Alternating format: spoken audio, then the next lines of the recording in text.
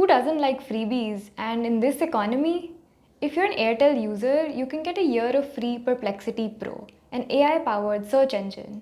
This is worth 17,000 rupees, so not your average giveaway. This partnership gives over 390 million people the chance to access a premium AI tool. It also gives 390 million people a reason to ask the tough questions about privacy, data collection, and AI regulation. But in the face of a free magic lamp, few people feel the need to raise these concerns. Indian telcos have bundled streaming services like Netflix and Amazon Prime before, but this is the first pairing with an artificial intelligence company. Probably not the last one though, with other telcos like Reliance Jio reportedly in talks with OpenAI to give ChatGPT access to its users. While this can be a gateway to digital access, it also raises concerns about data privacy.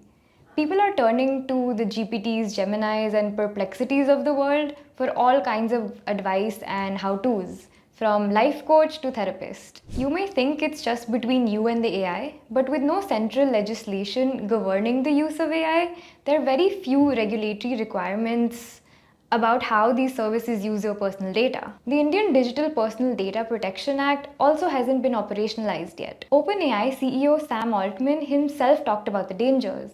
While there's doctor-patient confidentiality and legal confidentiality, this hasn't been figured out yet when you're talking to an AI bot. Right now, if you talk to a therapist or a lawyer or a doctor about those problems, there's like legal privilege for it.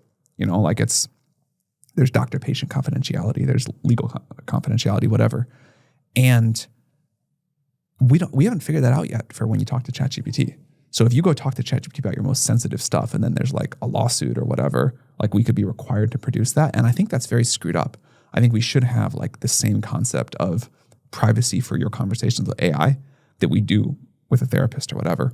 When the man himself thinks that the advancement of AI is outpacing regulatory frameworks and societal understanding, we may need to ask ourselves why we feel so comfortable talking to AI and revealing our deepest secrets. Some ethical and safety concerns do loom. As the popular maxim goes, if you're not paying for the product, you are the product. Here's how you can take back control. Be cautious. While AI may seem like the perfect hype queen or yes man, it's really not your friend. It's a large language model.